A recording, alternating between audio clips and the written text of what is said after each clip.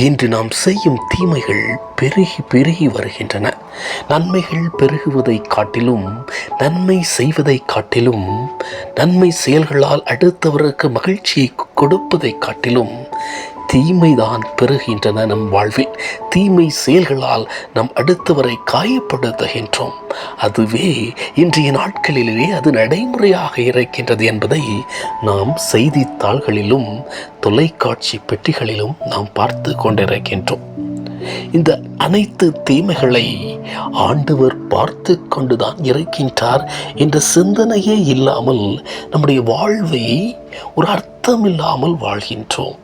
இன்றைய வாசகங்கள் வழியாக இறைவன் நமக்கு தரும் செய்தி விண்ணக சிந்தனையை பெற்று வாழ்வை அர்த்தமுள்ளதாக்க மாற்ற முயல்வோம் என்பதாகும்.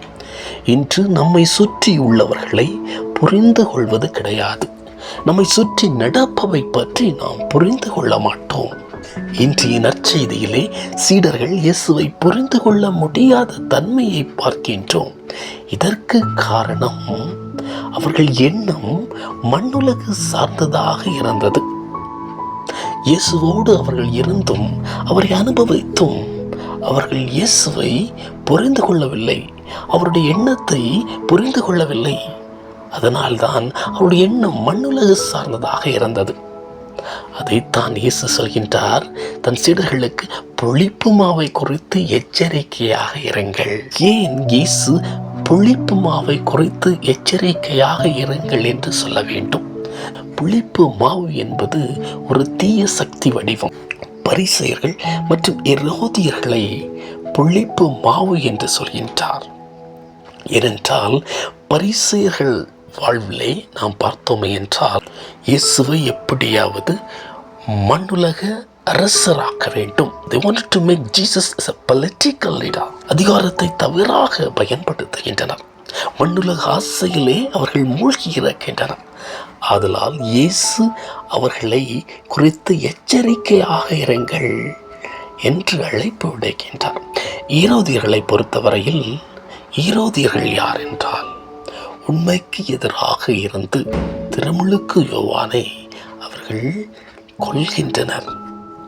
இந்த ஈரோதியர் தன்னுடைய பதவியை தக்க வைத்துக் கொள்ள அனைவரையும் கொல்ல துணிகின்றார்.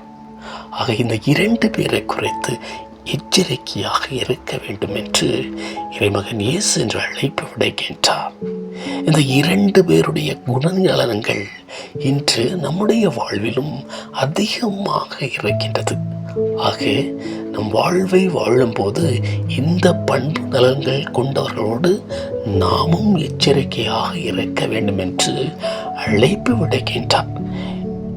ஏன் எச்சரிக்கையாக இருக்க வேண்டும் என்று அழைப்பு விடுகின்றார் என்றால், முதல் வாசகத்திலே நாம் வாசிக்கின்றோம், மண்ணுலக வாழ்வில் செய்கின்ற தீய செயல்களை குறித்து கடவுள் மனம் வருந்துகின்றார். அதனால் அவர்களை அழிக்க திட்டம் தீட்டுகின்றார்.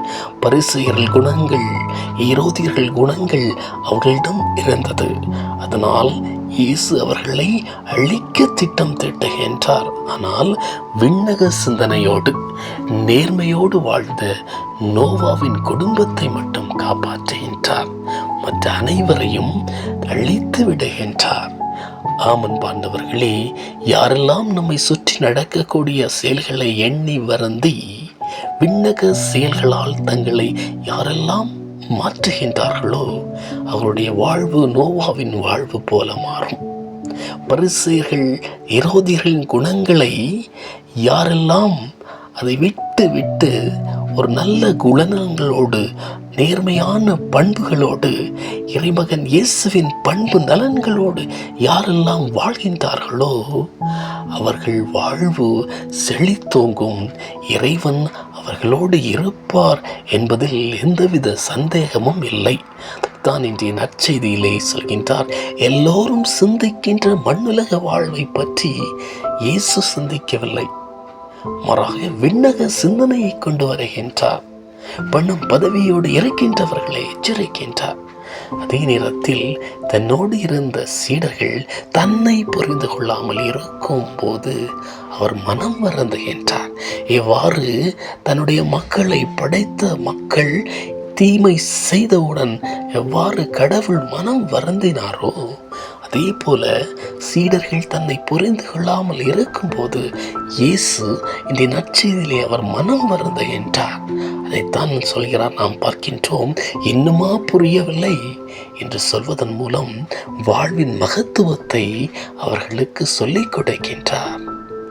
ஆம், இயேசு விண்ணக சிந்தனையை கொண்டிருந்ததால் வாழ்வில் மக்களுக்கு தேவையான அனைத்தையும் கொடுத்தார். அவரை சுற்றி இருப்பவர்களுக்கு விண்ணக சிந்தனையை கொடுக்கின்றார். சீடர்களின் நம்பிக்கை குறைவால் இயேசுவை புரிந்து கொள்ள முடியவில்லை. இயேசுவின் ஆழமான சிந்தனை அவர்கள் புரிந்து கொள்ள முடியாத மனநிலையை நம்மால் பார்க்க முடிகின்றது.